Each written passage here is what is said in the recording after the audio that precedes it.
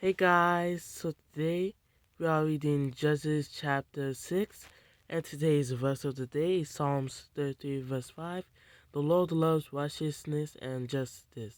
The earth is full of his unfailing love. Amen. So today we are reading Judges chapter 6. Judges chapter 6. The Israelites did evil in the eyes of the Lord, and for 7 years he gave them into the hands of the Midianites. Because the power of Midian was so oppressive, the Israelites prepared shelters for themselves in mountain clefts, caves, and strongholds. Whenever the Israelites planted their crops, the Midianites, Amalekites, and other eastern peoples invaded the country. They camped on the land and ruined the crops all the way to Gaza, and did not spare a living thing for Israel, neither sheep, nor cattle, nor donkeys. They came up with their livestock and their tents like swarms of locusts. It was impossible to count them or their camels. They invaded the land to ravage it. Midian so impoverished the Israelites that they cried out to the Lord for help. When the Israelites cried out to the Lord because of Midian, he sent them a prophet who said, "This is what the Lord, the God of Israel, says. I brought you up out of Egypt, out of the land of slavery. I rescued you from the hand of the Egyptians, and I delivered you from the hand of all your oppressors. I drove them out before you and gave you their land. I said to you, I am the Lord your God. Do not worship the gods of the Amorites in whose land you live. But you have not listened to me." The angel of the Lord came and sat down under the oak in Ophrah that belonged to Joash the Abiezrite, where his son Gideon was threshing wheat in a winepress to keep it from the Midianites. When the angel of the Lord appeared to Gideon, he said, "The Lord is with you, mighty warrior." "Pardon me, my lord," Gideon replied, "but if the Lord is with us, why has all this happened to us? Where are all his wonders that our ancestors told us about when they said, 'Did not the Lord bring us up out of Egypt?' But now the Lord has abandoned us and given us into the hand of Midian." The Lord turned to him and said, "Go in the strength you have, and save Israel out of Midian's hand. Am I not sending you?" "Pardon me, my lord," Gideon replied, "but how can I save Israel? My clan is the weakest in Manasseh, and I am the least in my family." The Lord answered, "I will be with you, and you will strike down all the Midianites, leaving none alive." Gideon replied, "If now I have found favor in your eyes, give me a sign that it is really you talking to me. Please do not go away until I come back and bring my offering and set it before you." And the Lord said, "I will wait until you return." Gideon went inside, prepared a young goat, and from an ephah of flour he made bread without yeast.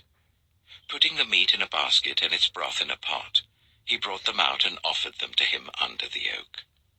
The angel of God said to him, "Take the meat and the unleavened bread, place them on this rock and pour out the broth."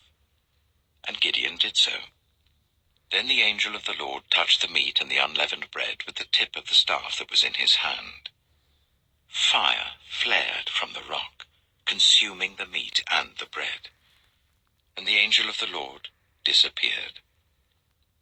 When Gideon realized that it was the angel of the Lord, he exclaimed, "Alas, sovereign Lord, I have seen the angel of the Lord face to face."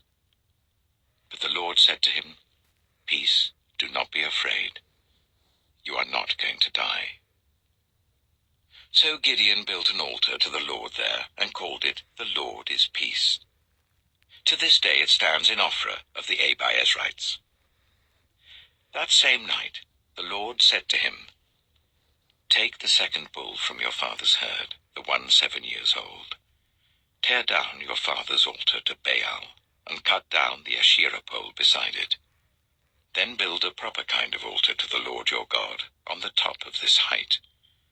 Using the wood of the Asherah pole that you cut down, offer the second bull as a burnt offering." So Gideon took 10 of his servants and did as the Lord told him. But because he was afraid of his family and the townspeople, He did it at night rather than in the daytime. In the morning, when the people of the town got up, there was Baal's altar demolished, with the Asherah pole beside it cut down, and the second bull sacrificed on the newly built altar. They asked each other, "Who did this?" When they carefully investigated, they were told, "Gideon, son of Joash, did it."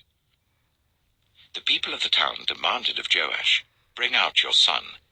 He must die because he has broken down Baal's altar and cut down the Asherah pole beside it." But Joash replied to the hostile crowd around him, "Are you going to plead Baal's cause? Are you trying to save him? Whoever fights for him shall be put to death by morning. If Baal really is a god, he can defend himself when someone breaks down his altar." So because Gideon broke down Baal's altar, they gave him the name Jerubbaal that day, saying, "Let Baal contend with him." Now all the Midianites, Amalekites, and other eastern peoples joined forces and crossed over the Jordan and camped in the valley of Jezreel. Then the Spirit of the Lord came on Gideon, and he blew a trumpet, summoning the Abiezrites to follow him. He sent messengers throughout Manasseh, calling them to arms, and also into Asher, Zebulun, and Naphtali, so that they too went up to meet them. Gideon said to God, "If you will save Israel by my hand as you have promised, look, I will place a wool fleece on the threshing floor. If there is dew only on the fleece and all the ground is dry, then I will know that you will save Israel by my hand as you said." And that is what happened. Gideon rose early the next day. He squeezed the fleece and wrung out the dew, a bowl full of water. Then Gideon said to God, "Do not be angry with me. Let me make just one more request.